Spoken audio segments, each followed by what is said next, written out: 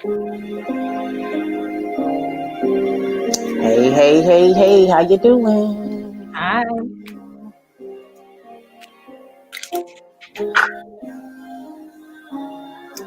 Come on in. With Tanisha Ani. Hey.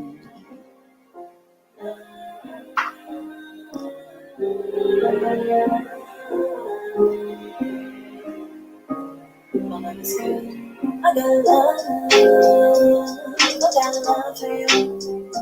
I got love, I got love for you. I got love, I got love for you. I got love, I got love for you. I got love, and it's oh so kind. I got love, and I'm patient. I got love, and I envy love. I got love, yeah, that's what I got. Come on in. Remember what you on. I know you miss me. I can't help you if I'm blind. We need each other. We've been through this for so long. You know I'm trying with you. My love is good. Maybe it's you who's loving worth having down. I was so insecure when you were there. You go it on how I don't understand you, but I'm trying to. But I don't wanna be trying no more. I'm trying all on my own. I don't wanna be lying no more, making excuses to grow. I ain't telling it selfish, say I hurt you when you selfishly want her to, My love is good. I got love for you. I got love for you. I got love. I got love for you. I got love for you. It's too much. Come on in. Come on in. I got love. I got love for you.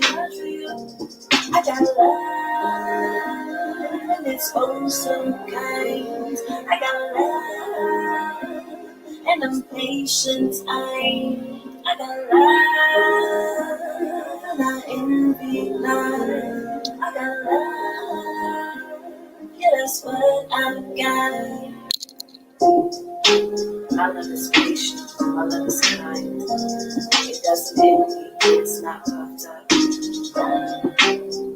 What she said. It's not selfish, it's not easily provoked. Everything's no evil.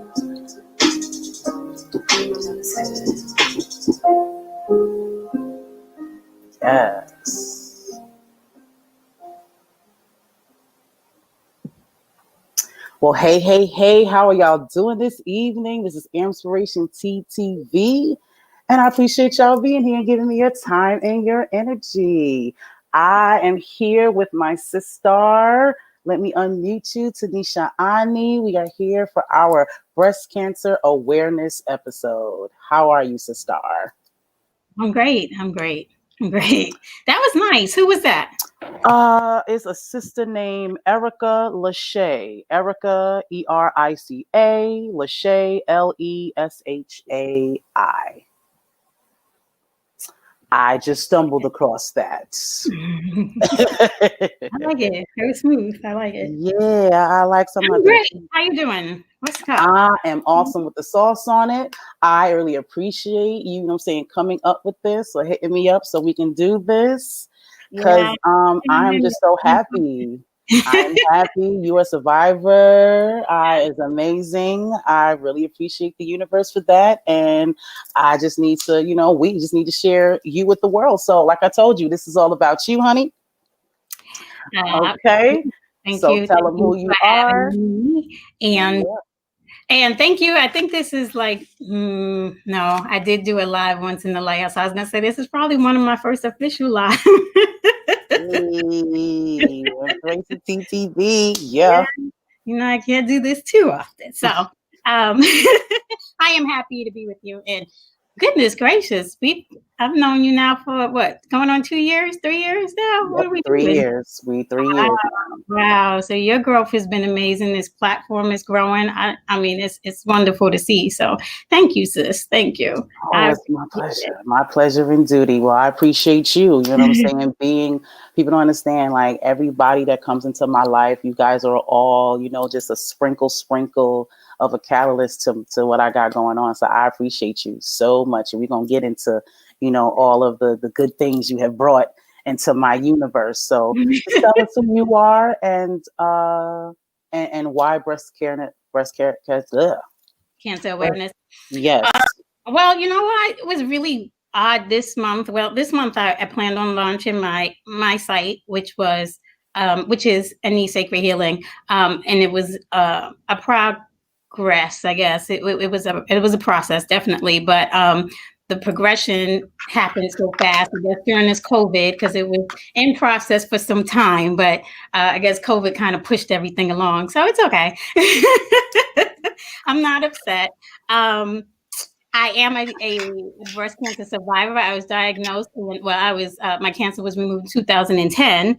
So I am celebrating my breast cancer survivorship. It was removed October 4th. So I celebrated October 4th with my launch of Ani Sacred Healing. So happy for that. Yes. And a little bit about me and why I know people might get tired of hearing about breast cancer awareness, especially through in October, because everything becomes pink and, it can get some tiresome. But unfortunately, it's still here. It's still rampant, and it's still a fight. So we can't lose focus. We can't lose the attention that it has gained. The momentum that it gains during this month is probably the most attention that breast cancer gets is, of course, in October, because we make such a big deal about it, but it affects everybody all the time. I mean, everybody's family, everybody's health. Like, when I first was diagnosed, my support group said one thing that was really important, and they said, this is a family disease. It's not just a you disease. So I take that with me when I speak to people and I do my counseling and stuff. So a little bit about me. Yes. Born and raised in Harlem, New York. My family is from the South and the Caribbean, and migrated, just like a lot of families probably migrated here. Trinidad, Tobago is where my mother's side of family is from. So I take a lot of my practices and a lot of what I use in my holistic healing from a lot of my my upbringing, my family, things that I probably thought everybody did. Mm-hmm. So you think everybody lives like this, and this is norm, and it's not till you kind of move around that you realize, oh, this was not the norm, and grandma was a little crazy with that cod liver oil, but hey, grandma was on point, honey. Grandma was on point. So what you doing?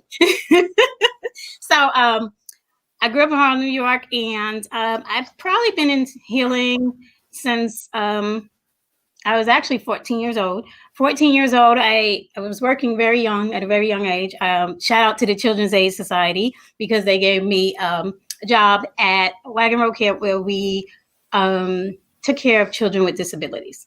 And back then, this was a very, very long time ago. I don't look, but no, you don't. So it was a while ago. I was 14. I wasn't supposed to be working yet, supposed to get your papers, but I was a CAS special. And so I got a job. But it was children with disabilities. And that job changed my life at 14 years old. I learned so much then, because, first of all, we were inner city counselors bused to Chappaqua, New York. Don't know if anybody knows, but when Richard Sounds, New York, Chappaqua, New York, had this huge acreage of land. And then it was there that I guess it was really eye-opening at 14 years old, and I'm grateful for the experience. But it didn't matter what race, what color, what ethnicity, how much money you had, how poor you were. All those kids were the same. Mm-hmm. Absolutely. And they all needed us to take care of them every day while they were there for respites, and we had respites like once a month. So it really became a family. I worked there with them for over 7-8 years. That's where I met my husband at the time too. So he wasn't my husband at the time, but it's where I met my husband. We were young. So just back then, we didn't have all of these health regulations that we have now. Okay. So I did catheters, I did wound care. I was 15. Wound Wow. care, catheters, learning every type of disability that could come in, from cerebral palsy to mental. Well, we don't call that anymore, but back then it was that. But you know, and it really taught me a lot about patience, and then it taught me a lot about healing at such a young age, because I was always into wanting to help people and wanting to, you know, just get people comfortable. Because at the time it was like, let's get them comfortable, let's get them active, you know, let's show them other things to do that's going to heal them. We did horse riding. The camp was amazing, but it introduced me to a whole different way of life, which is kind of pursued me into recreation therapist, which is my bachelor's degree. And that was about holistic healing. That's how recreation therapy came about. It was a combination of, yes, we can do yes, we can do physical therapy, and yes, we can do occupational therapy, which was one of my majors in the beginning in my transition. But it wasn't. We weren't addressing the whole mind, body, and spirit, and that's what recreation therapy was about. Like, we have to address the whole. So did that for several years, but before I went into that, you know, speaking in around 98, I think it was, when I was with my husband then, fiance then, but it was my first breast scare. Mm-hmm. And I was younger then, of course, and it was a lump in my breast. It was a lump in my breast, you know, and I remember the doctors telling me, I think I might have been, it was young. He said, "You're too young for this. This is not, you know, this is nothing. You're too young for this. We're going to just take it out. That's not even an option." And they did. And I didn't think about it. It was a lumpectomy. It wasn't cancerous. It was benign at the time. So it was, you know, we took it out, got past it, and I moved on. And then we fast forward a little bit to 2010. And I didn't have a lump this time. That's not how I found it. Before we fast a little bit, back then in 98, I had to change a lot of my habits. I had to change a lot of my eatings.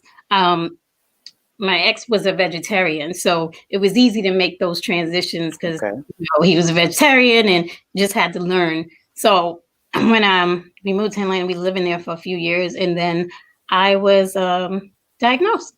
I went to the doctor. Something wasn't right. I didn't feel right. I tried to make it so that I know every little thing now, because I want to pay attention to what changes and what doesn't change. And, you know, and definitely around my breast because of what happened in 98. So I was already able to get tests done because of 98. And because I got it so young, it followed my medical history. So I was able to get mammograms before the age that they required. Because I was still, you know, because of that history. So I always paid attention to those things and got my mammograms and things like that on regular. Even in my 20s and 30s, I've been getting mammograms for years before that. So when I was diagnosed, I was in my early 30s. And again, doctor saying, "You're too young. This is not, you know, this is not it." She didn't even want to send me for my test. She didn't want to send me to search. She didn't want to do any of that. I was a different doctor then. And I remember just saying, "I know what you're saying," because she kept telling me it's just hormones. And I'll tell you what it was. It was when I would climax during intercourse. Get real. Let's get real. We grown. Fluid would spill out of my breast. It would fly out. Wow. Mm-hmm. So, yes. So, and you know, it's not like it was the first time I was climaxing. So it was like, okay, but this is new. You know what I mean? Right. And and she was like, "Well, things could have happened and changed," because I did have a baby, and he was about 1.5 years, 2 years old around then. So she was like, "Things could have changed, you know, with your breast, and it could be just backed up." They kept saying backed up milk ducts, but you know, I've been stopped breastfeeding, so I was like, "This don't make sense. Never happened before." So again, she's telling me, "I'm, you know, relax. That's not it." But I started crying on her table. because I was like, you're not listening to me. You're telling me what you want it to be. And I'm telling you, my body is telling me something different. And she stopped and she looked at me. She gave it to, she said, I'm going to send you right now. And she did. She hooked me up with a whole team. And that's where I met Dr. Spencer, now it's Dr. Speed then. And that was it. The doctors there took such good care of me in Atlanta in DeKalb Medical Center. It was probably the scariest and the worst time that anybody can ever imagine. Like, I remember thinking, I wouldn't even wish this on my enemy. And I mean, there was tons of people that I could have wished it on at that point. But I understand.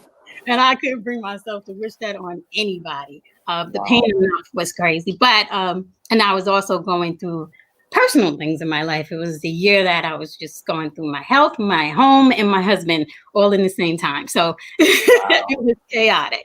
Yeah. But what I did know was that I wasn't going to do a lot of medications because it just didn't sit well with me. After going through a lot of options, I actually ran to a support group. Before I even went to surgery, I went into a support group because I needed to know. I'm a researcher. I'm going to find out everything there is to know about everything.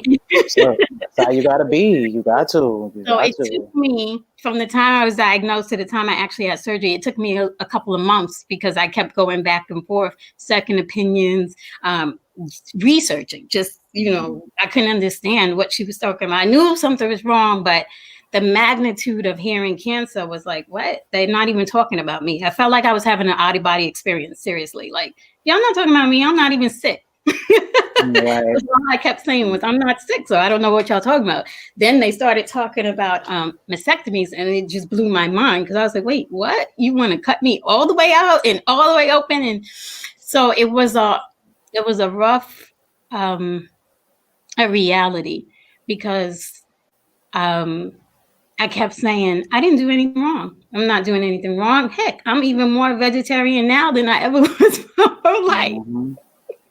I'm living this way and I'm doing this way. So at the time, it was like I wasn't even going to accept it. I went into complete, I'm just going to treat it and get over it and then deal with what I was dealing with in my life. And that's honestly how I dealt with it, which is weird when you look back at it, because everybody says, like, well, did you do this? And what did you go through? And at the time, because I was going through so much outside of my my medical, that I really was like, this is the wrong time for this medical stuff. Like, you gotta wait. Something has to give. And it wouldn't wait. So I had to put everything else to the side and get myself together. And I didn't want to do it. I didn't want to feel like I didn't have any control over my body anymore, because you really do feel like that. I was in doctor's offices 3-4 times a week. When I started radiation, I went to radiation 5 days a week. They radiated my breast 5 days a week for 10 to 13, 14 weeks. Every day. Crazy. And still had to get up and go to work. I went at radiation in the morning and would run to work in the afternoon, burning everything. Like, I remember them giving me Aquaphor, and my skin was literally peeling off in my office, but I would. Can I say something real quick before? I don't want to cut you off, but this is what I be telling people why I'm not special. Don't get me wrong, losing an arm, you know what I'm saying, is definitely different. But see, I didn't have to go through excruciating pain and then go to work. You see what I'm saying? Like, it's funny. I can't express that enough. Like, that was not my experience, and I tip my hat off to you for that. Like, you gonna make me cry right now because that's experiences. Like, that is dope. Like, you are super strong, man. We are all special. And what I learned about that support group, one of the reasons why I was really amped about the support group was because originally when I was diagnosed, and I was doing all this research, I was working in hospitals. I've worked in healthcare since I was 14. So I continued that all the way up, like working in hospitals, acute care, psych wards, all the way up until literally maybe last year, 2 years ago, last year when I came and took a job down here in the nursing home. So I've always had been in the healthcare field, but working with the support group, it's a difference because I wasn't working with them. I was a part of it. So it changed the dynamics of in which I engaged in. Breast cancer. Everybody doesn't make it. They don't make it. It's not, it's not a cookie cutter approach to treatments. And, it's just like health. I feel health is like your fingerprint. Your medications, your regimen, and everything has to be individual to you. Because what would work for me might not work for that one, and what will work for that one. And that's what the support group showed me, because I kept saying, how come all of us are diagnosed with the same disease, but some of us are not making it in? And I was, again, I don't know if you call it preview or not, but because of my age, they gave me so many different more tests that other women couldn't take. And because of my insurance, I got more treatments and other things. That's when healthcare really sucks, because we're talking about life or death. And there's, the disparities is what kills Black women with breast cancer. It's not that we get it more, because we don't, but we die from it more because of the disparities in health. That makes sense. So in that group, it was just us really trying to connect and get women to hear, like, hey, this is the test I took. What is your doctor saying to you? Because that's another thing, sometimes people don't comprehend. And sometimes when you're not in this industries, these words and these lingos can get confusing, especially when you're dealing with the elderly. And there were all type of women, from the youngest to the oldest in there. Like the 3 women that I saw, one was 7, she was 76. We went through this together. Wow. And the 3 of us were going through this, and we didn't even have people in there that went through. I was the first one to have surgery. So we're going off of, okay, well, what happened in your surgery? And what did your doctor tell you? And what does that mean? And so it just became bigger and bigger, but everybody had their different journey, and everybody had their own path. What was really clear was we had dietitians and things come in, and diet was a big part of what we had to do to change, to develop, to stand a chance to winning in this thing. So it immediately, I went to the herbs, and I went to my diet, and I went to removing sugars and things like that, because that was what was clear. That was probably what was maybe universal in it all, because all the treatments were different. But the diets and the things that we needed to remove all seemed almost common. So it was, that was probably one of the best parts about it, was connecting with those women. But the other part was that we didn't get to see everybody make it to the finish line. And that is a matter of, when I look back at it, it was a combination of a lot of things, but your spirituality, your faith, your knowledge of what is going on with you, your willingness to fight. I had a lot of people that said that they didn't even want to.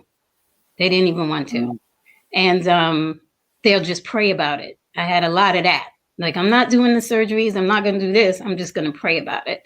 And so, we can't, everybody makes their choice. It's not something that I would force somebody to do, because it hurts. It hurts. I understand. There's no question that it hurts. There was times it hurt so bad I couldn't even cry about it. So it hurts. Wow. But, I had a willingness, and, I had a son. So it wasn't a question for me. He made it happen. Like, Mom, get up. I know that's right. Yeah, at a very young age, you can't fight a fight with your hands in your pocket. He was like 3, 4 years old when he said that. You can't fight a battle with your hands in your pocket. I said, what? Now he got it from a song. He got it from a song. But that's divine. I call that divine. The fact that he was that young and understood what that meant, and enough to say that to his mother. At the right time. And I always say he saved me, but he did save me. He saved me in more ways, like he saved me. So I'm forever grateful. And he will forever get chocolate chip pancakes. I don't care what anybody says. That's awesome. That is so amazing. Man, like, yo, you're a superhero. Like, this is what I be trying to tell people. Like, I don't even got no questions because it's just like all I gotta do is sit here and watch. Like, I'm just trying to be you, like I grow up, like when I grow up, like for real. Like, it's I'm just, not a superhero, no more superhero than you. Are you kidding me? And I there's know, I'm serious. and we got tons of heroes in this world because there's survivors all over the place. And I have an aunt who's still a survivor, and I think she'd be 79, 80. She might even be in her 80s already. That's amazing. I have a cousin who's a survivor. I have a cousin who's a survivor. Shout out to Adrian Martin. She actually lives out here. She's a survivor, and you guys kind of favor each other a little bit. Y'all got the same skin tone. She got her little sister locks popping and whatnot. Y'all both nice and slim and all of that good stuff. So yeah, I do. And I also know some people who didn't. Correct. You know what I mean? And which is why I felt like this was important. Because, you know, again, like you said, everybody has their own journey and it's everybody's choice, you know, on how they deal, you know, with that. I'm learning, you know, you have to accept everybody's, you know, perspective on their own life, you know. So what would you recommend? I would say for those, you know, who are unsure about what they want to do, you know, who are very fearful of the pain, because, you know, most growth of all, matter of fact, all growth is painful. Just think about when you're a baby, when your teeth are coming in, you know what I'm saying? When your first teeth are coming in, it's very painful. You know what I'm saying? It's sore. That's why the baby cries when they say they're teething, because it's painful, but they're growing. You know what I mean? So what would you say, or what advice you would give to someone, you know, who's looking for a percent, who doesn't know what it is that they want to do?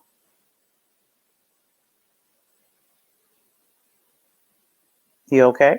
I am. I am. I would, who doesn't want to? Well, no, who's unsure? Who's unsure? Because again, you can't push anybody to do what they want to do. Like, I'll give an example, it's kind of off subject, but goes to the point. Like with slavery, you had some slaves who decided that they weren't going to be in bondage and they jumped over that boat. And then you had others who decided that they were going to survive this, you know what I'm saying, regardless of what. I can't blame either. I can't, you know what I'm saying? I have to commend both sides. You know what I'm saying? I feel like it takes courage to do both. You see what I'm saying? But that's just your choice for your life. So I feel the same way about this. It is your choice. But there are people who are unsure. And I'm about life. You know, at the end of the day, your choice. But I still feel, you know, that everyone should strive to live. You're here. You're here for a purpose. You wouldn't be here, you know what I'm saying, if there wasn't a purpose for you to be here. So what would you recommend someone who's unsure? I would recommend that she, because, you know, breast cancer is not just a female disease, even though we get it more than men. But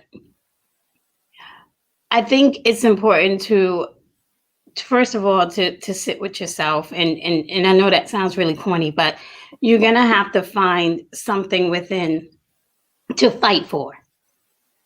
Like, because if you're going off of just the pain, or if you're going off the fear, then that'll stop you from doing anything. I feel like fear will stop you from doing anything. So you gotta find something worth fighting for. And, you know, and it has to be bigger than your fear, and it has to be bigger than your pain, you know, and then do your research. Because what I didn't want to happen was me make a decision and then regret that decision down the line. You know, and I think one of the things when women are told about cancer, first of all, the word itself is the scariest thing you can think of. And then you hear it at the time and it just transcends you. But you don't want to hastily rush into something because your team is pushing you or your doctors are pushing you, and you're not sure. And you're not sure if this is something you really want to do. One of the things that my doctor did was give me options. And I actually met my time. Tell you, I don't know if this is what everybody else does, but it was very helpful for me. And I'm not sure if my doctor just was doing it because I was young and scared, and nobody else was actually doing it like that yet. But I met everybody in my team weeks before I had surgery. So it was like I kept going back, and she told me, you can change out anybody in your team. You don't like the oncologist, then let's find you an oncologist. You don't like the radiologist, we'll find you another radiologist. So I met my whole team down to my breast, the reconstructive doctor, everything, before I actually had it, because I was just like, what I didn't want to do was make a decision and then come turn around and say, oh, I should have did it that way, or oh, I should have did it that way. I wanted to be completely comfortable in my decision, so that's why I took my time to do it. But it wasn't that they wasn't pushing me. Right. And to be honest, who knows? My diagnosis was in my right breast, which is where I had the radiation. But by the time I had surgery, and I told you it was months later because I just wasn't rushing. I just want to take my time. But by the time I had surgery, I did a double mastectomy. That was my choice. That wasn't what they pushed me to do. But I just knew that because of my history, because of my family's history, I had a greater chance of it coming back. So to be honest, I just knew that if I didn't get it off now, I wasn't coming back to do that. I don't care what they was going to tell me. I could dig it. Wasn't coming back. They could.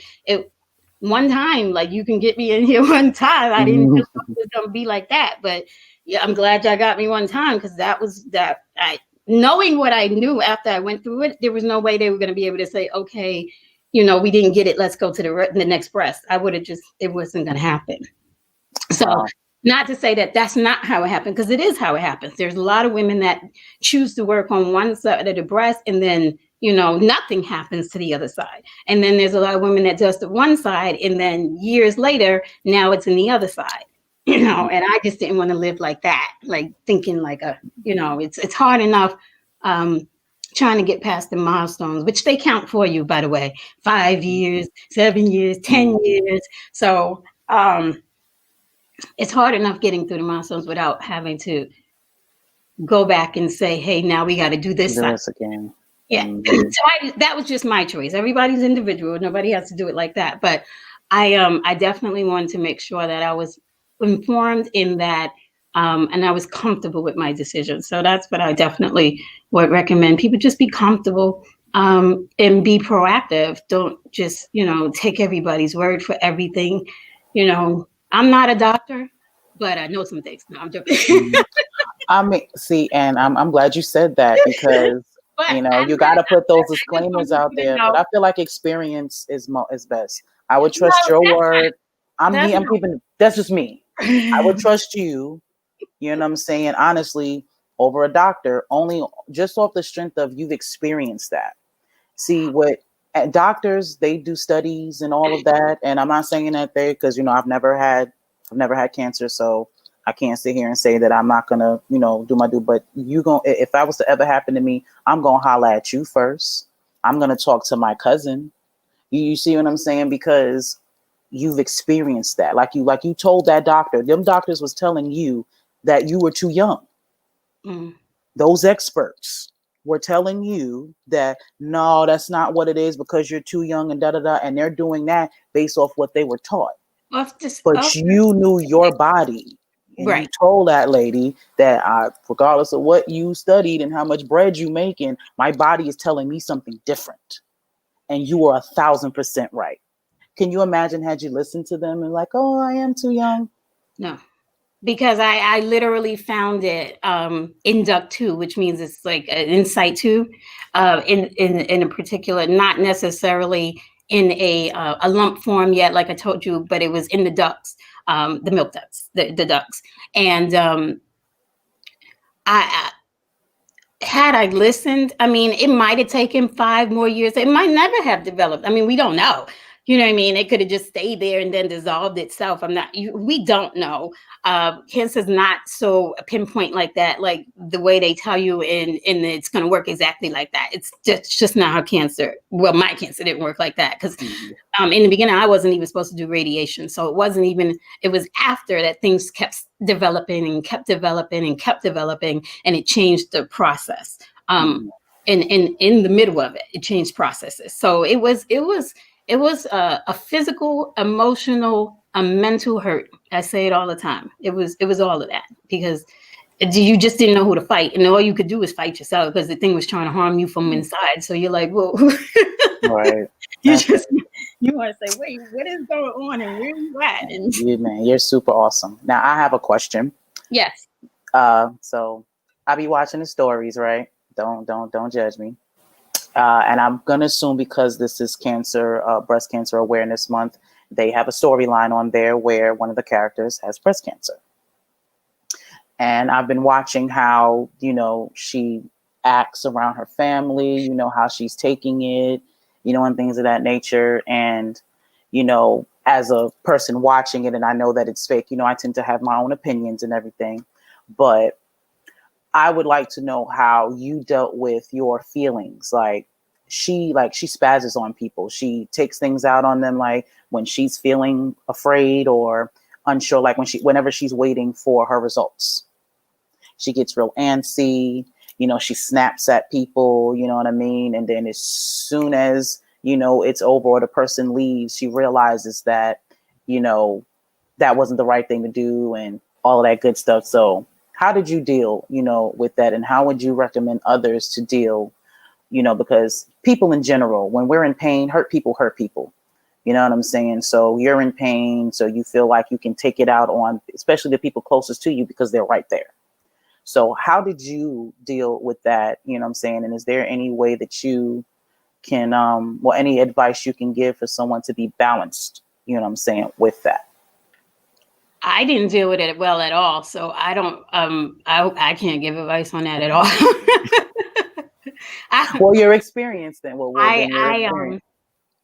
I hurt people because I was hurt, but I was hurting people for different reasons, not necessarily for the cancer. The cancer is actually what pulled me to want to help and help people, not hurt people, because it humbled me a lot.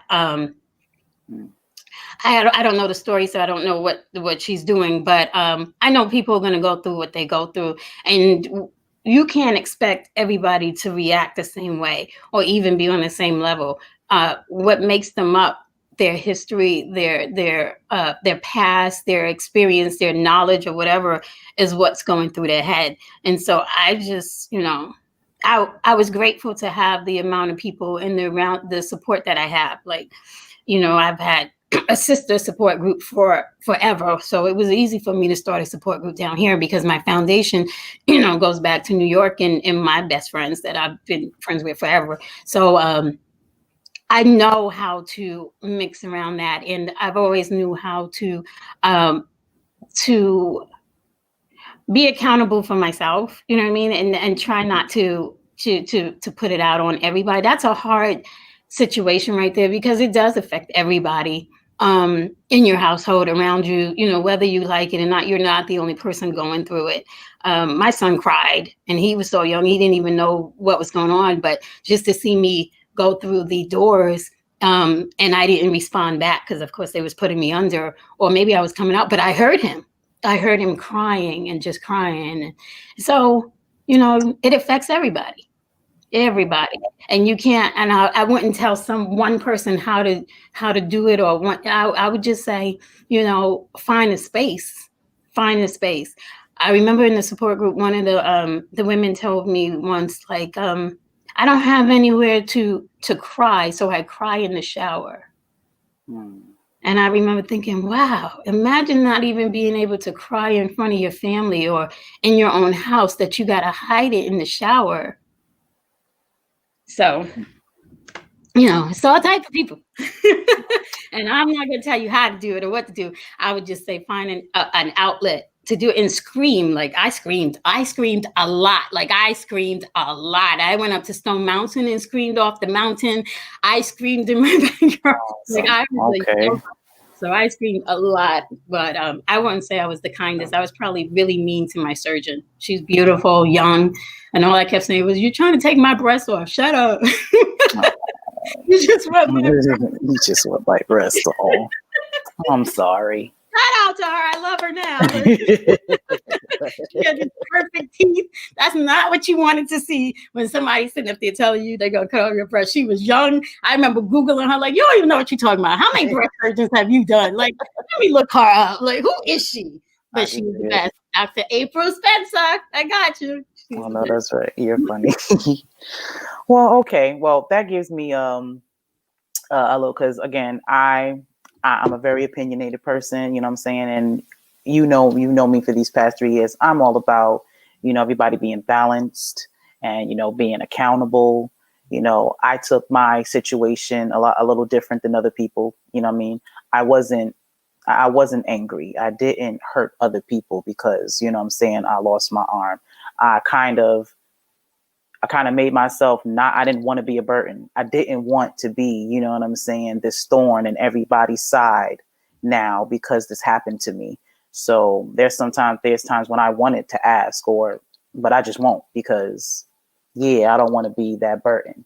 And I know a lot of people around me who go through stuff and they take that on others. And I don't like that. I've never liked it. So I've done my due diligence not to do that. So at times I feel like, well, if I can do it, you can do it. But a lesson of mine is, everybody's not like you. And, everybody doesn't have the same upbringing, processes, thought, perspectives on things. So this is why I like to talk to real people about things. Cause see, I'll be pissed at Sharon. You know what I'm saying? That's the girl's name on the show.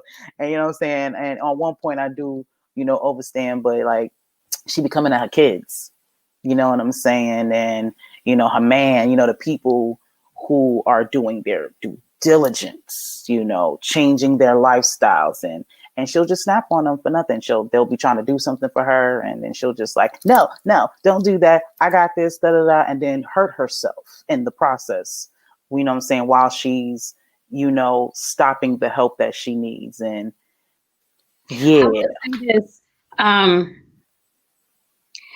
a lot of people who feel like they couldn't reach out to people and they didn't have support and they would rather struggle in silence. I would say it's not worth struggling in silence. Like if there's people willing to help you, put your ego down and allow them to help you. Like women came in my house and they cooked. I went into other women's house and cooked and made and brought food. And, you have to, you have to, I still keep in touch with them. So I'll go and wrap their arms because it's not, unfortunately, it's not like get cancer, get over it. And then you move on. Like, well, it wasn't for me. I still have connections with women that are still having treatments for lymphedema, which is a lifelong thing. So you had cancer, you beat the cancer, but it left you with lymphedema that you're going to have for the rest of your life. Right. So it's not just one thing, and for me, it wasn't just only breast cancer. It was like, okay, my particular cancer is what they called estrogen positive. So imagine being in your 30s and they're telling you your cancer is estrogen positive. And so we want to take out your ovaries. We're going to take out anything that produces estrogen in your body. Wow. What?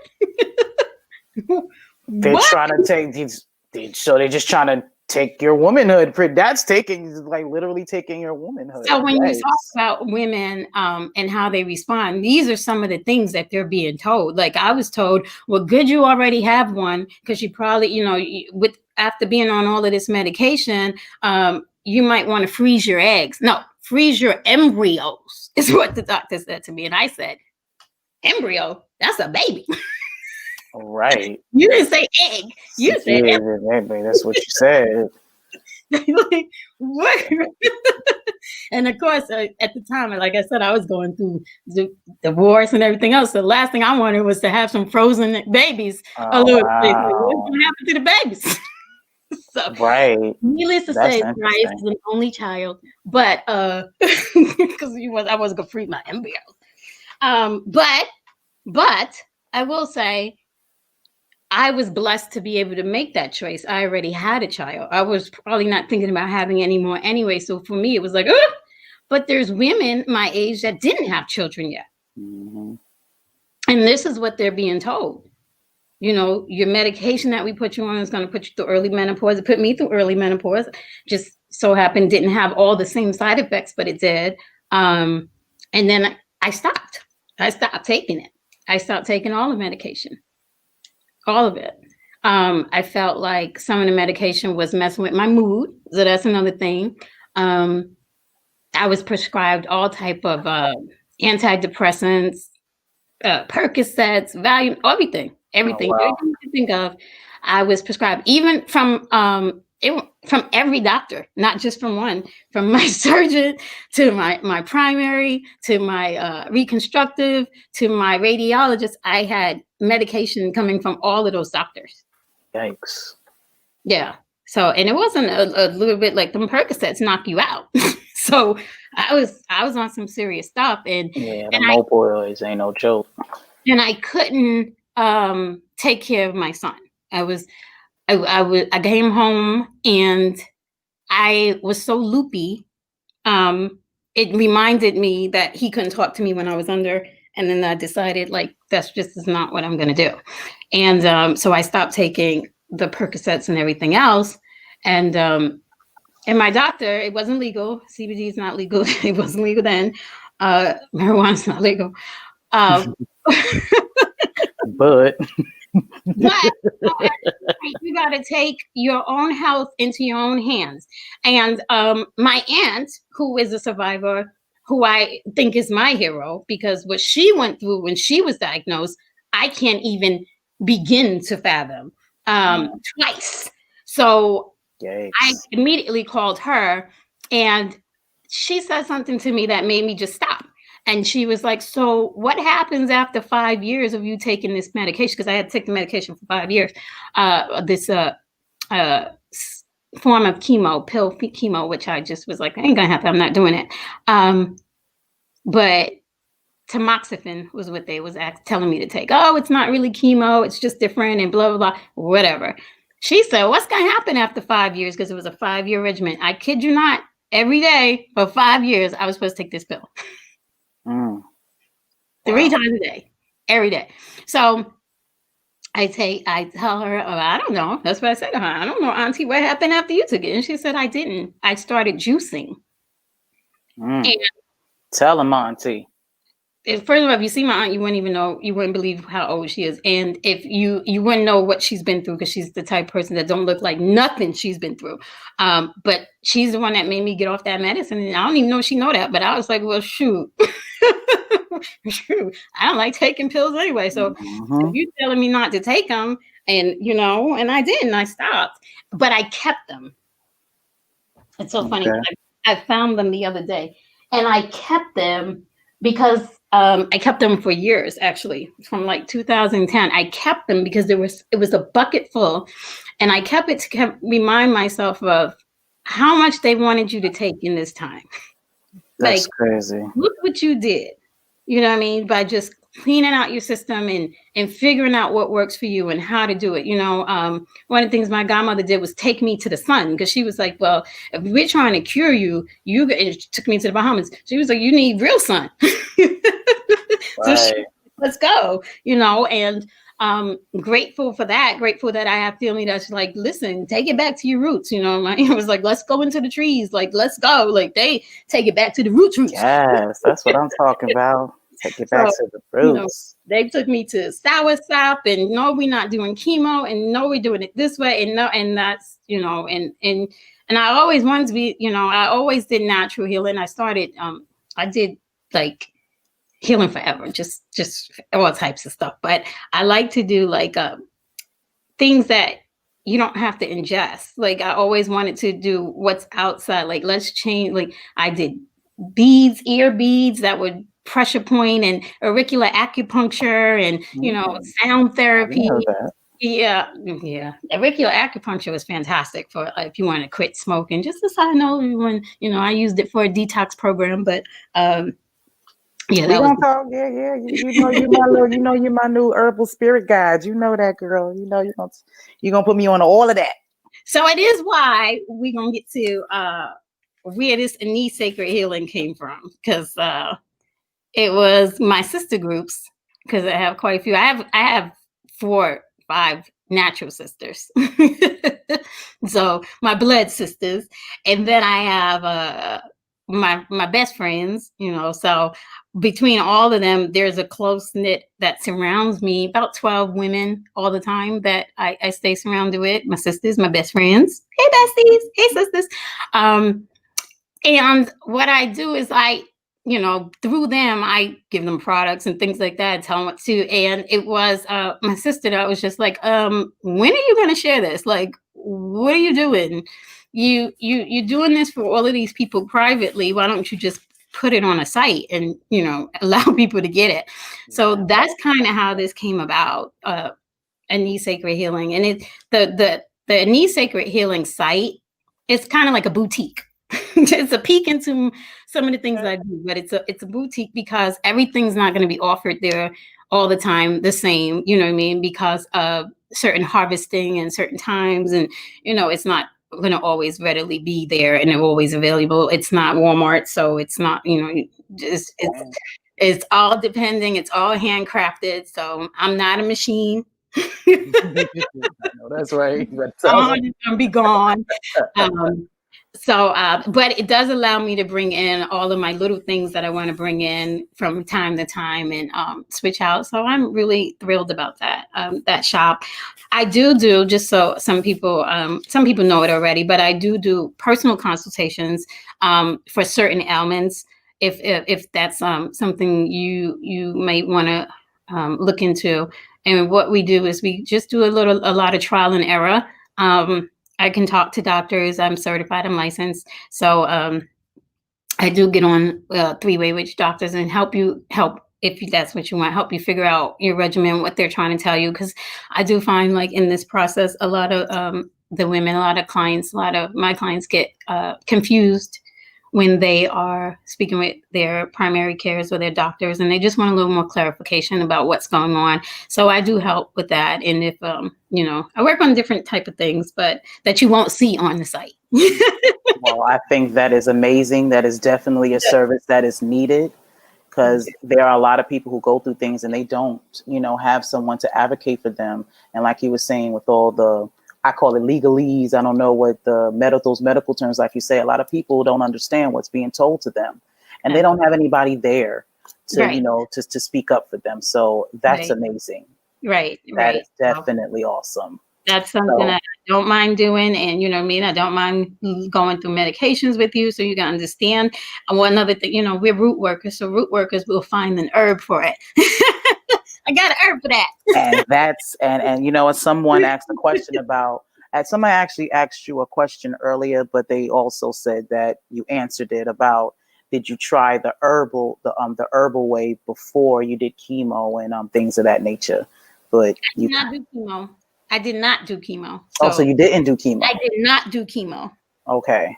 It wasn't because it wasn't recommended. It's just I did not do chemo. I wasn't going to do chemo. I did do radiation, but that was enough. Okay, so now you need to explain that, because my ignorance, I thought chemotherapy was radiation. So what's the difference? So, and like I said, it changed the whole time. So originally it was just supposed to be a mastectomy, get it off, and then there's nothing going to be wrong. Of course, they did a pathology. That's when they check and see where everything was and what it was that was actually in it. So they can actually tell you what was feeding your cancer. Through the pathology. So women, if women out there that may have went through this or have something, find out what was feeding your cancer, and that way you know what to kind of cut back, what to stop. Sugar was definitely, red dyes was in my, pesticides was in it. You can get a readout, but so then the radiation was actual radiation. You're in a machine and they are radiating a specific site on your body. And that's different. Chemo And like, I didn't do chemo, so I can't speak so much on it. But chemo was actually what they were going to do was put a port, and that's like an access port is what they call it. Whereas they can intravenously deliver the chemotherapy through your body. Mm. So one is trying to target, and one is trying to target, and some of it may be different for a lot of people. So please just know that everybody is different with this diagnosis and their treatments. But my radiation was to shrink and target anything else that was in this breast. And that's why I had it on this particular breast that it was diagnosed with. I did not get radiation on the other breast because at the time there was nothing there, nothing in it. So they didn't require that. But you're going to have, people could do it differently. Some people do radiation and then surgery because they need to shrink the mass, and then, they can get rid of the mass, or, so it's all different type of combinations. But I did not do chemo. I only did radiation. Okay. Well, thank you for clearing that up, because I absolutely thought chemotherapy and radiation were the same thing. Yeah. This is why shows like this are extremely important, because a lot you don't know, again, experience. Mm-hmm. You see what I'm saying? You've experienced that. You're around people who have experienced it, so you would be the most qualified. It's different. Like I said, they're all different. Mine was estrogen positive, so like I said, they wanted to remove stuff. The other thing about estrogen positive was I can no longer use like birth control that had estrogen in it. So, Trojan woman. Yeah, it changes your whole life, right? You see, it's like, what? Where do we go with this? So I did have to get a copper IUD. Listen, there's so much behind all of this, but copper IUD. Yes, because I did not want no more babies. So you got the copper joint, you know what I'm saying? I had a copper IUD put in. Wow. It was a 10-year IUD, and I was like, insert for real. 10 years. I know that's right. Y'all doing the math? Yes. Yes. Yes. Well, I would love, like I always say, people laugh at me, but I would love to use my uterus. We're going to see how that works out in the future. But that's how I had to learn to use other things, the stones, the NAM oil. Like, I had to go back. So, because I didn't have a lot of options.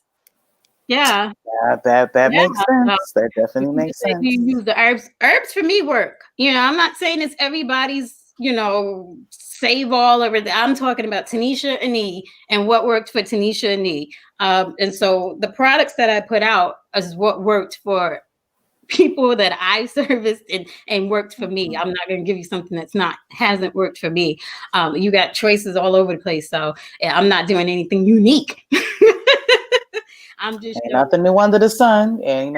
But the service is different though. See how you present it, and the service that you provide is different. So and that's important.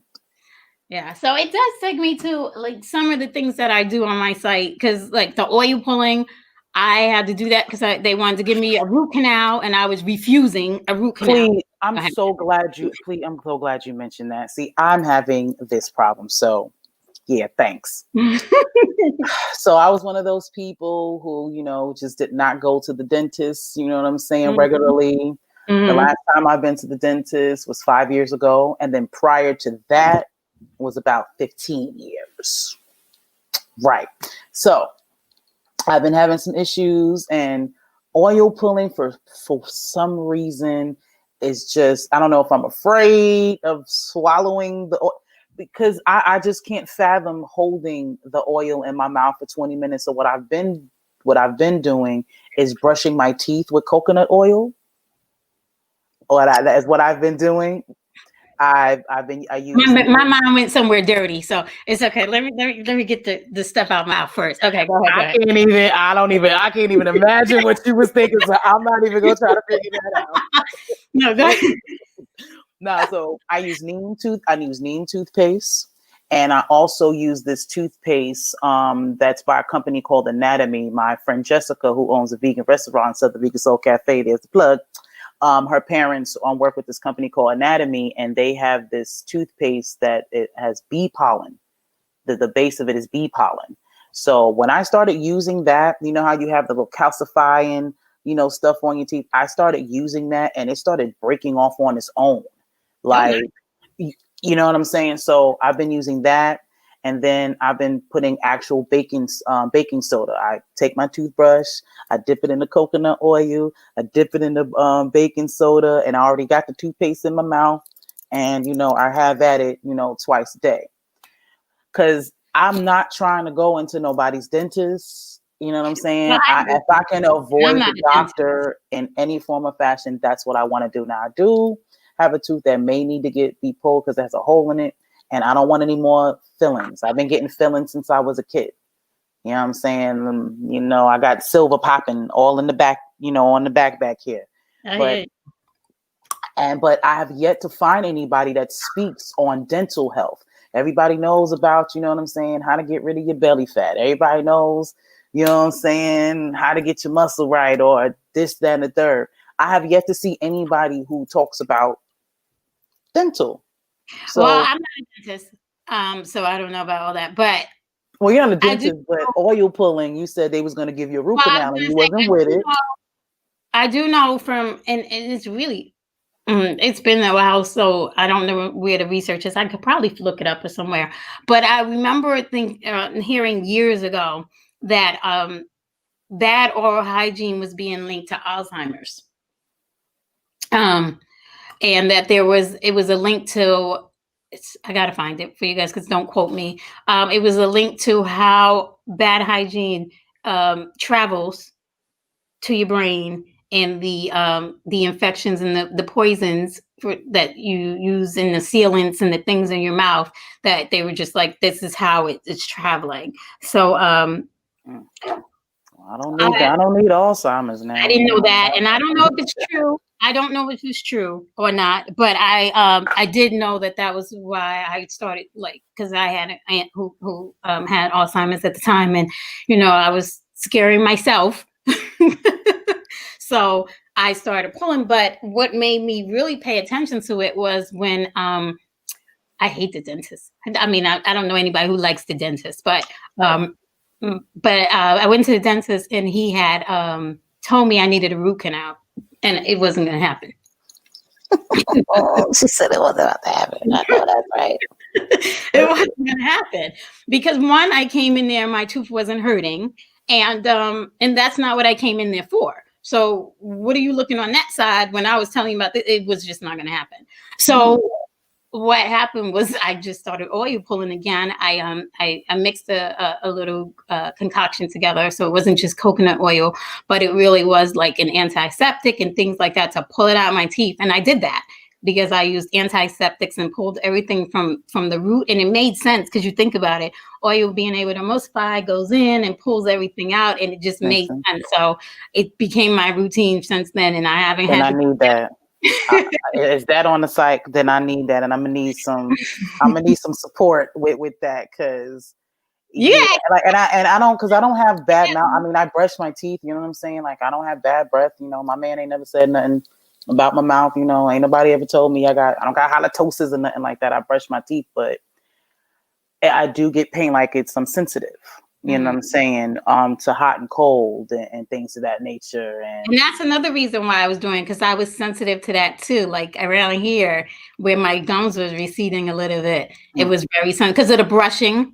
Careful, brushing with that baking soda. It was very abrasive. And I did this whole baking soda brushing thing at the time.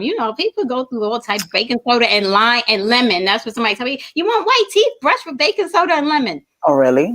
Take your enamel off, brush with baking soda and lemon. Well, I just started that. So it's not, I haven't been doing that for a long time. Because I'm trying to find the most natural thing possible. You know what I'm saying? To make sure that whatever I got going on doesn't get worse, and to, figure out how to, reverse it. Because I'm a firm believer that everything you got going on can be reversed if you feed your body the right things. If you're proactive. It's easier to be proactive than it is to chase an illness. Facts. And that's a whole fact. That is a whole fact. And stay ahead of it. Yes, preventative measures. Exactly. I'm all for that. Mm-hmm. Okay, so now I'm going to just put you on out there. Now, you told me you was only going to give me 40 minutes. I already got 55. I'm going to just put that on out there. And I still got some stuff because I have a few of your products here that I would like for you to explain. Okay, well, let me get my vape so that we can really get into it. Okay, let's get it, girl. Let's get it. So I hope you guys, while she goes gets that, I hope you guys are enjoying all of this information. We are streaming on 6 different places at the same time. So if you guys have any questions, just put in the feeds while she's talking. If you see me looking down, I'm trying to go through all of those places to get your questions, things of that nature. Because, this is dope. Now you're back. So I would like for you to explain these 2 things. Now, this one is the rose. Yeah. And I still have some of the let me say original. Yes, and I still have it. So please explain that. And I'm gonna tell you one thing why I have a lot of the old one. And maybe it's just me being ignorant and whatnot, but when I partake in smoking, what I'm saying, a high is what what I'm saying, is what I look for, because that's what I do when I smoke. So because it doesn't have that effect, it's not a go-to, kind of thing. So I feel like I use these when I'm really trying to find something spiritual, or I have a true purpose, for it. So do explain what those are about. Well, it depends on what you're looking for. So a lot of people are using the blends for different things. And they're called blends. Okay, they're called blends. They're bringing the blends for different things. So it's not THC like that. So if you're looking for that type of a THC high, you're not going to get that. You're going to get a chill because it does use the CBD flower. So this is the CBD flower that's mixed in the blends. Okay. And as you can see, there is 385 milligrams of CBD. So the difference with that is, but you can always add, listen. That's what I do. No, see, that's what I do, but it changes it. I'm not advocating for anything illegal. All of my products. Let's get it right. Let's make sure we get that clear. Full spectrum. So everything is legally tested and follows everybody's guidelines. Just so it's independent lab. For me, I do the sprinkle when I use it. I sprinkle, so it changes. It changes it up. You know what I'm saying? So I don't get the same, situation, going on. So. So I know what you really want to happen. Lavender kind of chills you. Rose can put you in a mood. So it's like what you want to work with. But if you're looking to fall asleep, that's not going to do it. That's not. If you're looking to go in the couch, that's not going to put you in the couch. I got you. Now I know you was telling me with the original blend, it helps with dreams. Can you explain that? Not on here, but I will explain to you. Okay. Okay. So there are certain things that I don't mind going into detail, but I just want to get past some other things first. So before we get into all of that, just so you know what products she's referring to, I use the Wakana products, and that's a part of my brand too. If you look on the site, it's on you there as well. But AniSacredHealing.wakana.com, that's my CBD portion of it. The CBDs are wonderful. And the team behind this product and the company is an all Black company, just so everybody knows, created, developed, and maintained, all Black company. Black women, 4 Black women are the CEOs and the co-founders of this company. And when I say they put their foot in products, no, that's right. They put their foot in products to the point where sometimes I don't even have to do anything different to any of them. So like they offer so many things. So it's so simple to get on the site and order whatever you want. But I use it all the time because of the benefits of CBD and the fact that, you know, we have this cannabinoid system that we have been ignoring all of our lives because no one doctor has ever talked about it. And they want to finally recognize the importance of the cannabinoid system and how it contributes to our happiness, our peace, our body's stability, our balance, like something so important. And they kept that CBD flower from everybody for forever because of this whole THC marijuana stigma, which is sad because, you know, like there's so many benefits to it. We got hair growth products for CBD. Like there's so many receptors in our body for CBD. Like the body almost takes it up like a dry plant. Pouring water on dry. It takes it where it needs to go, and it develops and it maintains. And so, you know, when I was going through my treatments, and like I said, I didn't take medications. I'm not an advocate for using marijuana. That's not what I'm saying. But I'm going to say that there were herbs that I used that were very beneficial, and CBD was very beneficial for my pain, for being able to still function without being on my Percocets and being drowsy and driving. I couldn't be on Percocets and drive. I couldn't operate a vehicle. So it just didn't make sense for me because I still had this baby that I had to take care of, this 4-year. So, but I will say that everything that they could think of, they put in here. Like I use this. This is a water soluble. Can you see that? Wait, let me see. Can I put it this way? There you go. Wakana Power CBD. Yeah. It's a water soluble, and it literally can go into anything. Anything. You know what I mean? Like anything. Like I put some in my wine. It can literally go into anything. You want to talk about being out? I'll be out in a couple hours. I'm gonna have to give me some of that. So different things. Like we have the pre-roll cones. So you know, you don't have to if you don't want to, and we deliver it straight to your house. So I'm just saying, special delivery for everybody. We kind of wanted this. I know that's right.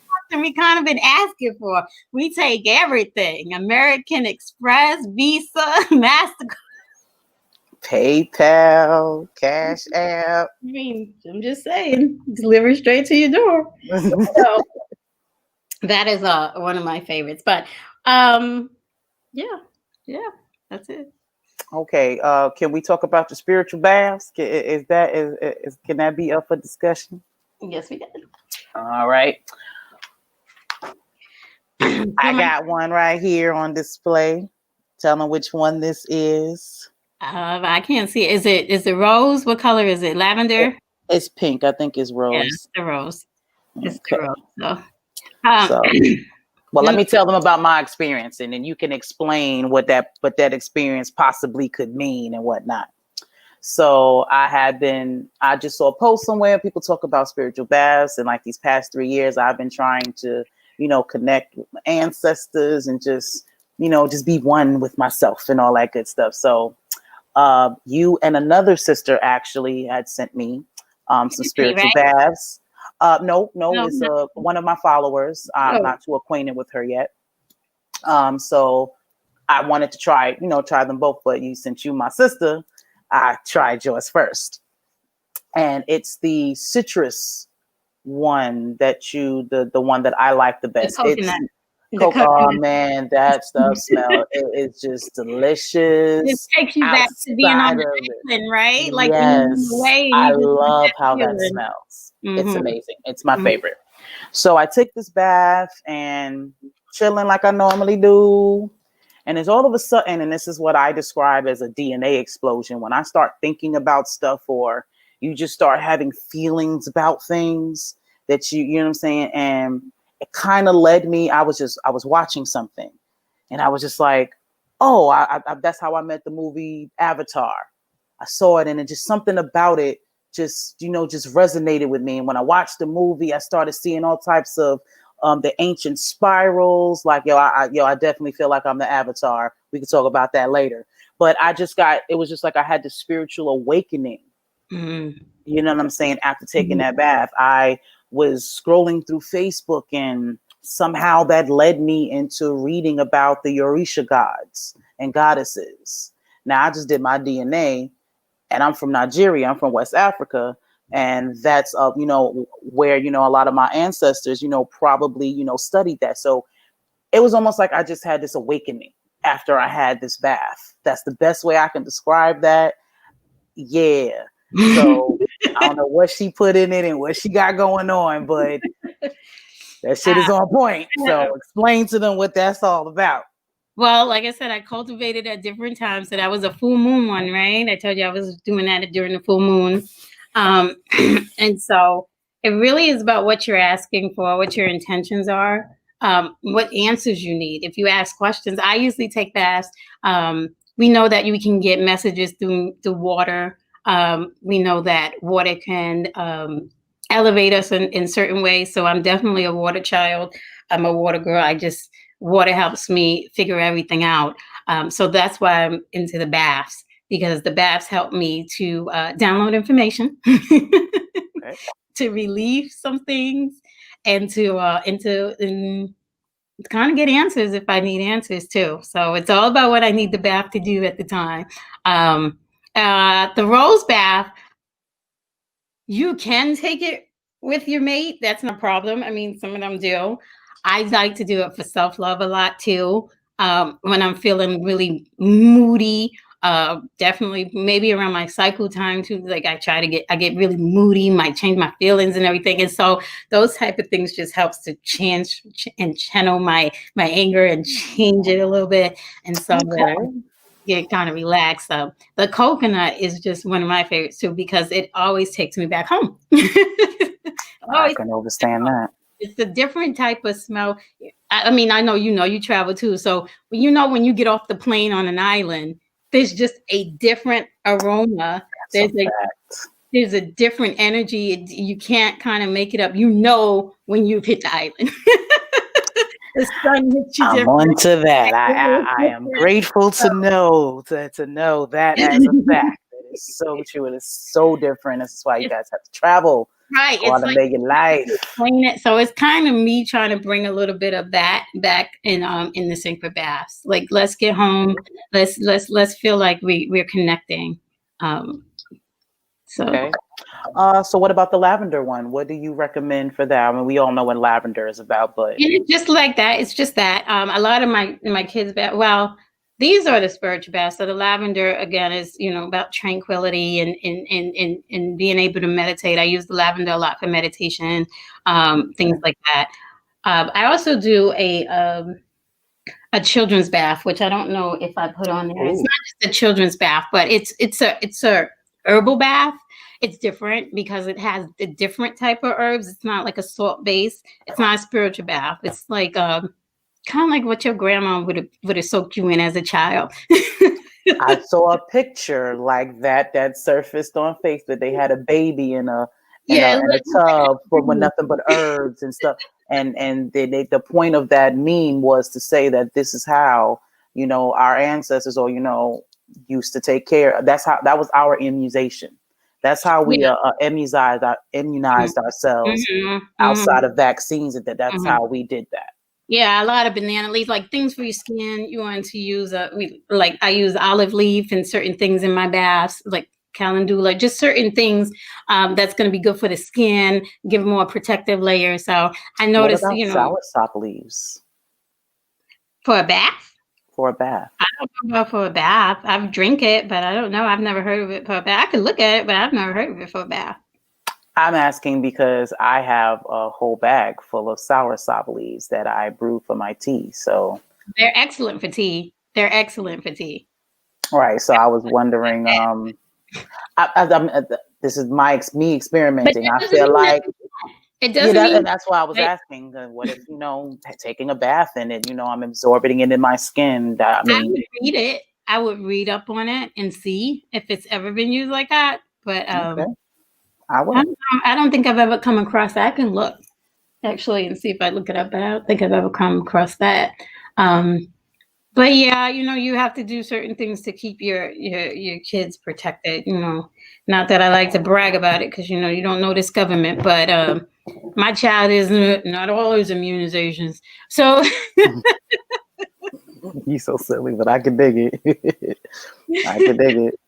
I can dig it. So I have to keep him healthy, and I do. I have to keep him healthy, his skin, everything. He'll kid in here and tell you he takes Bonju, he take it all, or oregano oil. He's not enough, but I tell you, my kid is what 5'11", 2 something. He's good. He's good. Be good. If I ever get to use my uterus, I'm gonna be on your jack. And you talk about that coconut oil pulling, but look at my kid. He's 16, not a cavity. Not a cavity. Yeah, I'm gonna need to order the whatever it is you got to add to the, to the coconut oil. Yeah, we gonna talk. I'm gonna need some, a support group for that because I just do not want, because I know I don't want to swallow that stuff because that's the whole, You're not supposed to swallow it. Exactly. So just spit it out. Tell me doesn't that defeat the Tell me you're purpose? not spit it out. Tell me you're not spit it out. Of course I'm gonna spit it out, but you're supposed to hold it. So I feel like if it's not, because you're supposed to hold it in your mouth for like 20 minutes. Yeah. Yeah.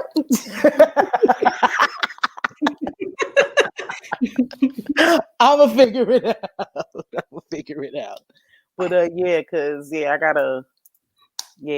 got some nice pearly whites and they got to stay that way. I got a couple of issues, but you know what I'm saying? I need to be tip top because I'm not trying to be in nobody's dentist's office either. Another thing I stopped doing was using those motored powered toothbrushes. Mm-hmm. Now I used those for years. And I just felt like I was just doing the most for my teeth. Like, yeah, I'm really making sure. And now I was kind of breaking down. It made sense on why my teeth are so sensitive. Because that's really rough. All of that. It's rough. That's what made me have to stop this. Because it was literally like breaking away your gums as you're brushing at the top. And I was like, oh. Yeah, exactly. I started making you use Sensodyne. These are my teeth, y'all. But they make you try to use Sensodyne, and you're right. I'm not. Oh, I want to use Sensodyne. So I was like, you know what? Get it together, Tanisha. And I had to get it together. Get it together, Plum Queen. Get it together.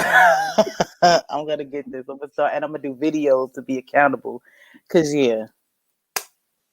word. That's good. We be accountable to each other. You hold me, I'll hold you. We keep moving. That's what I've been talking about. This didn't happen overnight. You see, I'm saying 10 years, y'all. 10 years. So it didn't. And I'm so proud of you. I'm so proud of you. It takes a lot of study. It took me a lot of study because, I had to go back to school because, first of all, I was so young in this process and, people don't really take to a young Black girl being supervisors and telling them what to do. So, I had to make sure that my degrees backed up my mouth. And so that was one of the things, degrees in debt. Degrees in debt. That show validation in this world. That whole American degree in debt program. So, but I did need to figure out, like I did my master's in public health because of what happened in that support group and why I couldn't understand why everybody was having different processes in the same healthcare setting. So I need to just go and figure it out. And that's what I did, like go back and look at it and read it. And what are they really trying to say? And, what's the codes? And, I'm one of those, I'm nosy. Well, Tanisha Ani about to be my primary physician is what this sound like. That's what that sound like. I am not a doctor. That sound like to me. You know what I'm saying? My statements and my products are not backed up by the FDA. I can dig and say everything you need to for real, because they will come for you. Like this is some other products that I use, and you have to be really careful about how you speak, which is one of the reasons why I got to get going and why I link up with people like you, because matter of fact, this is something that I can say. So when this whole COVID situation popped off, there was a story in Queens, New York, where there was some type of spa that was giving vitamin C shots or something like that. And they were singing that they were curing COVID-19. You know what I'm saying? And Do you know that the FBI, the National Guard, and all them showed up to that spa and shut them down simply because they said that they were curing, because they used the word cure. Well, your doctors can't even use the word cure. So you can't, do not claim to cure anything.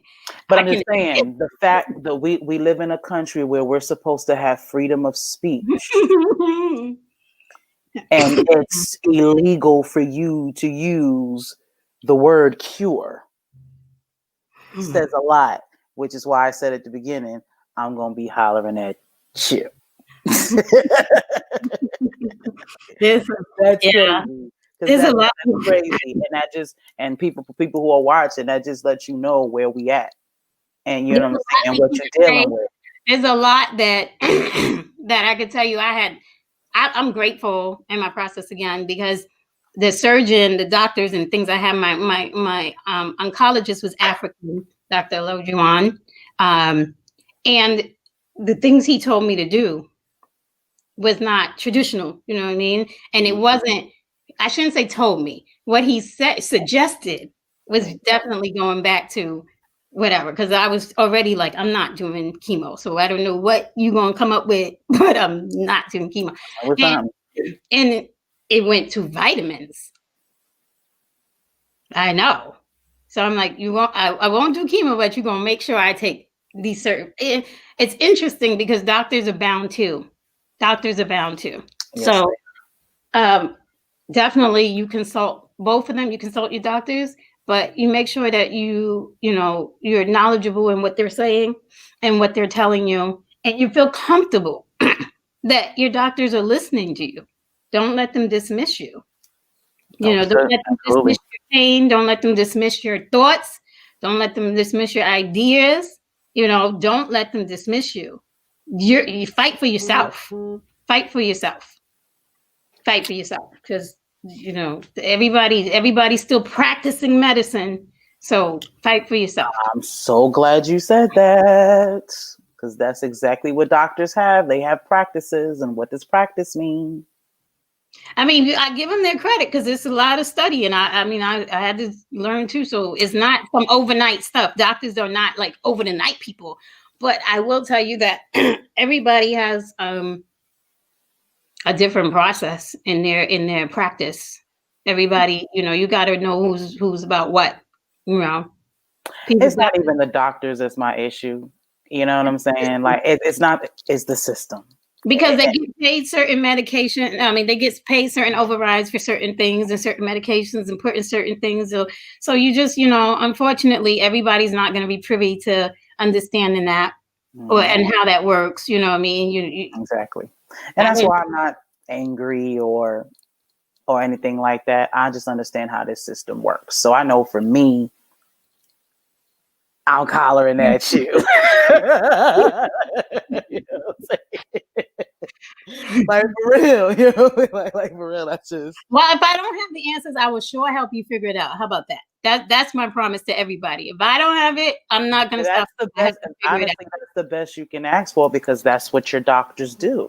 Yeah, I won't figure stuff out. Trial and error, to be quite honest. How many drugs that they come out with, and then you know what I'm saying, you see the commercial 2-3 months later, they had to recall it back because of what. So that's just how that goes. But the side effects from it, you going in there because you can't sleep, and they're like, it's gonna cause liver damage, lung damage, kidney failure. You're like, I couldn't sleep. Yo, when I watch commercials nowadays, like it's just it's crazy when you watch them. Just the whole vibe of it. You know what I mean? Just the fact that they say these things so quickly. Like, why? Yeah, that's gonna be another whole hour worth of stuff that I'm saying, because it's just crazy how this society works and the system kind of functions. Medicine evolves like every 5 years, so that's when they have to that's why you got research and trials and stuff, 5-year trials, 7-year trials. But I got off my medication because it was when I decided I wasn't gonna take it. I was only 2 years of taking, and then I had 3 more years to go. So I did keep filling my prescriptions, but I had a whole box. because I didn't want them to, I didn't want them to think I wasn't going to do it. But the last day I was so excited to go in there, like, okay, let me hear what he's going to say now, right? And he says, your labs and everything was great. They've always been great. They've been great for 3 years. He had no idea I stopped taking the medication. No idea. But for 3 years, I smart. stopped and did my own stuff for 3 years before I had to go back to 50. Smart. And then, so when he says, you see how it all works, you know what I mean? But now we recommend that you do it for a full 7 years. So I'm going to extend the medication for 2 more years. I was like, okay. No, I think I'm going to do what I've been doing for the next 4 years is what I'm going to do. And they were $30 a bottle every month. And all of a sudden, because I said, you know what? I think I'm just going to stop at the 5 years. Then my medication was free.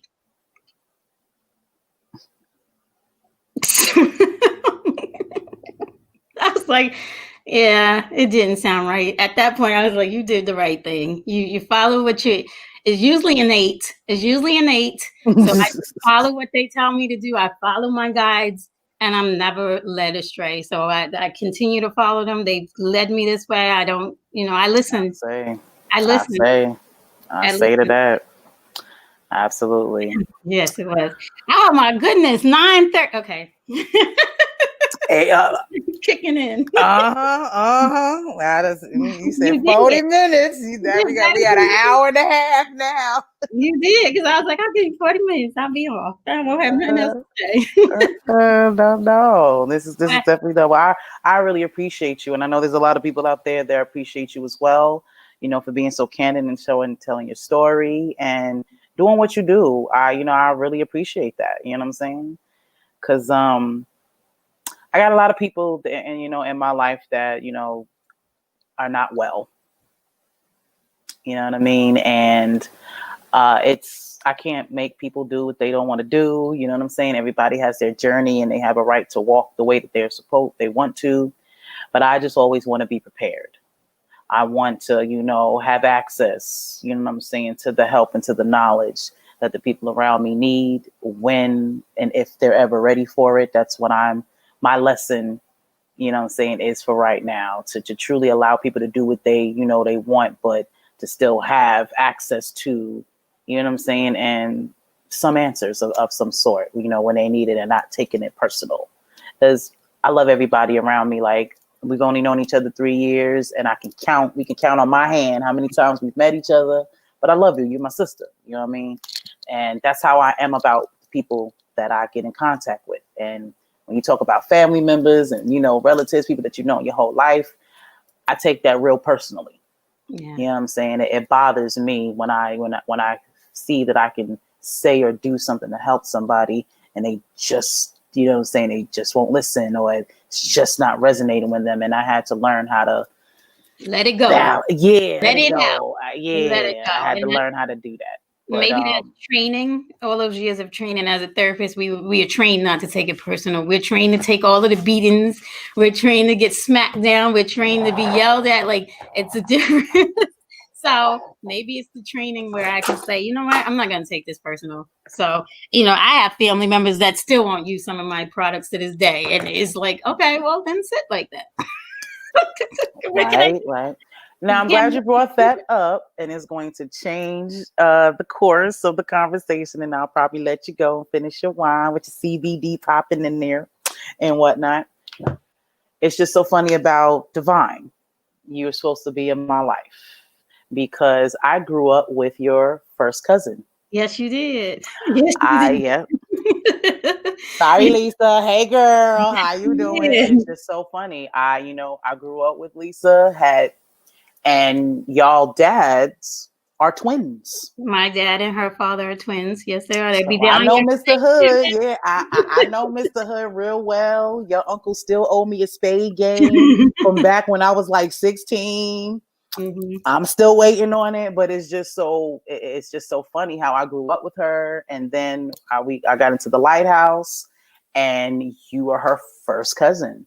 And you remember you introduced me to somebody who was like, your uncle is the reason I'm in basketball today. And it's really important, and right? Who was that? Yes. That was your friend. Oh, I think it was. Oh, And he said, and he said something that I just, meant to pass on to my uncle, but it's really important to be who you are and to be your genuine self. And you treat others, and that's how my family always walked. You treat others the way you want to be treated. And it's really that basic. It's really that basic. I would hate to run into the street and see one of my ex-clients and they just have a disdain for what I did for them, or, you know what I mean? It embarrasses me sometimes, but one of my favorite things is to have somebody be like, therapist, look what I'm doing. That's what's up. No, absolutely. Look at where I am. So that's great. You can't walk around doing so much giving and so much service and think you're not going to run into people that you've worked with in this world, or some, your degrees of separation.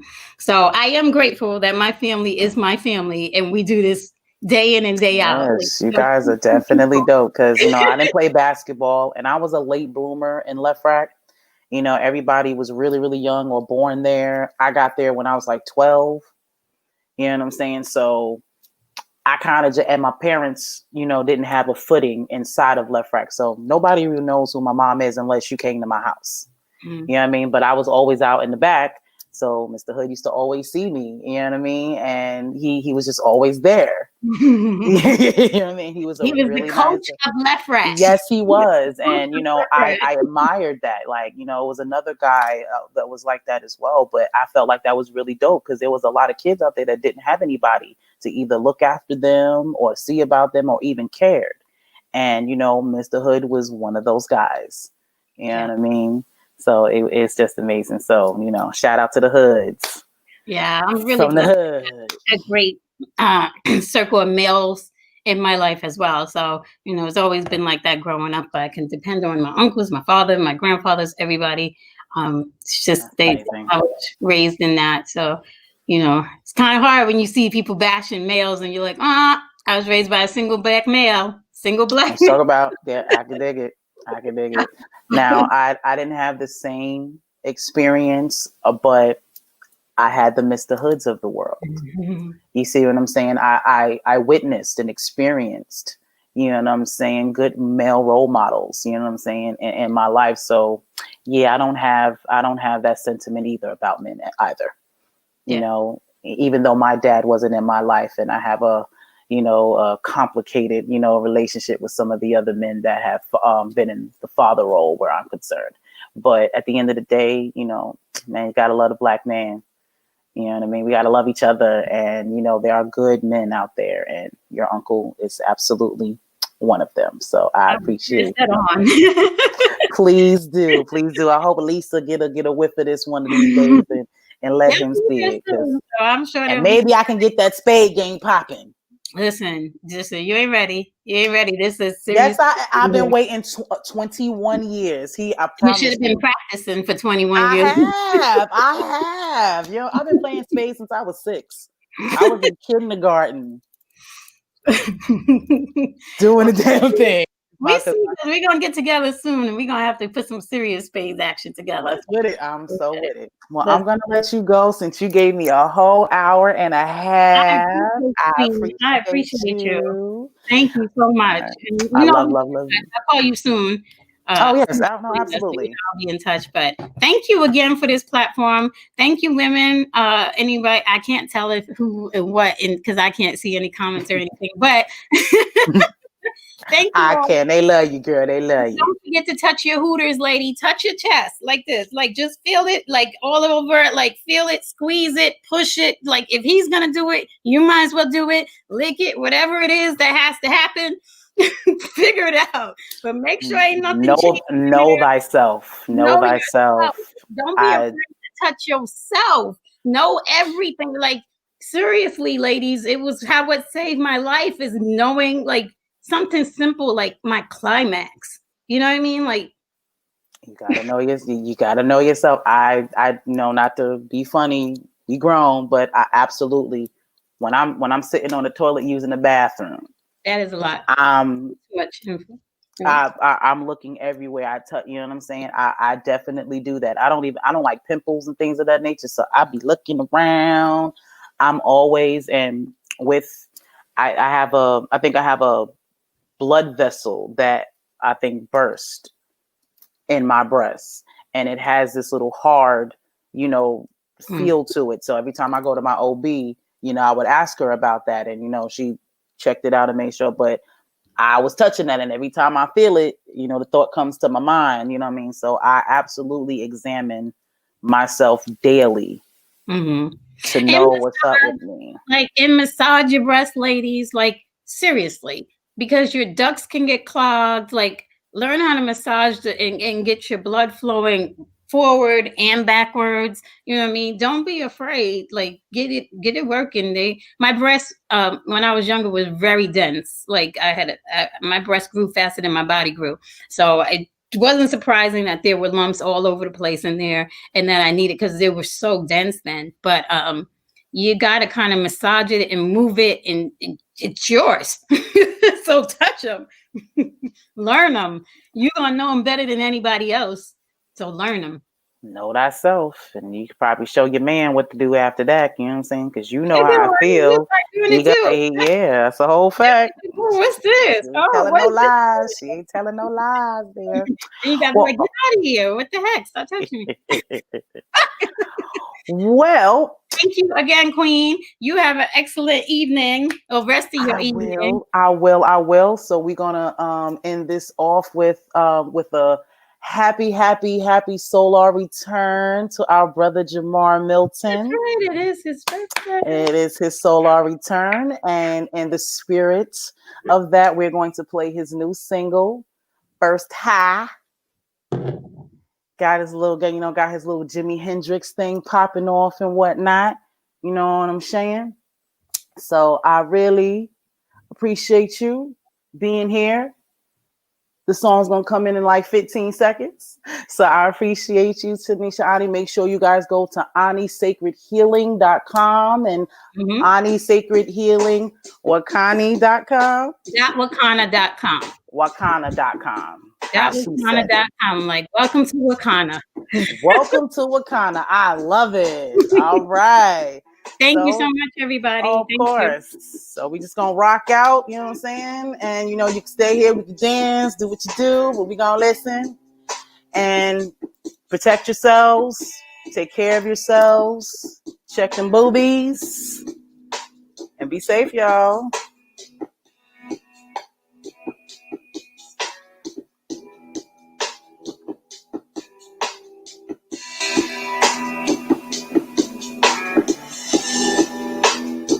Please don't judge me, I understand I'm doing too much. How can you love me?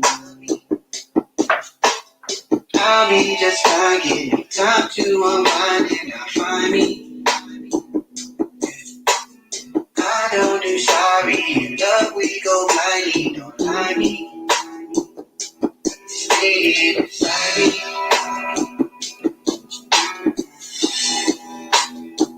I can't focus, not myself, I need help, I'm surprised you don't notice.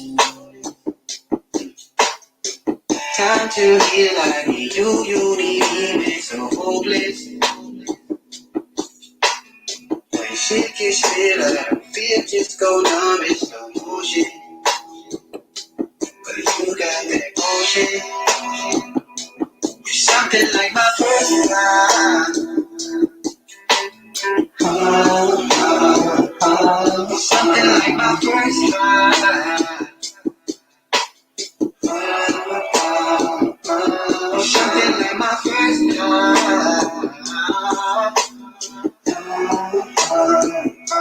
It's nothing like that. It's nothing like that.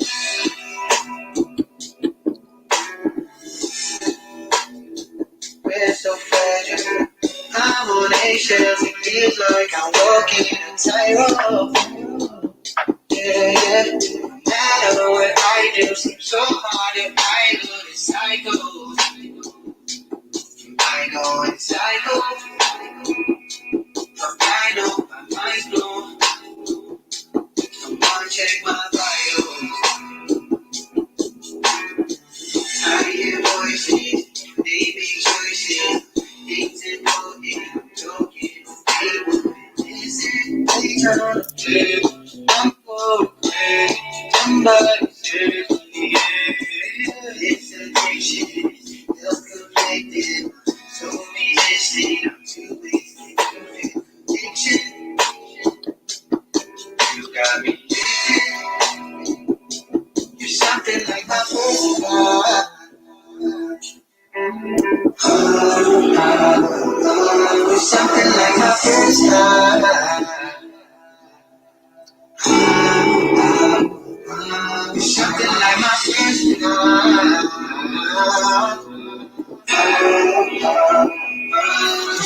Nothing like that.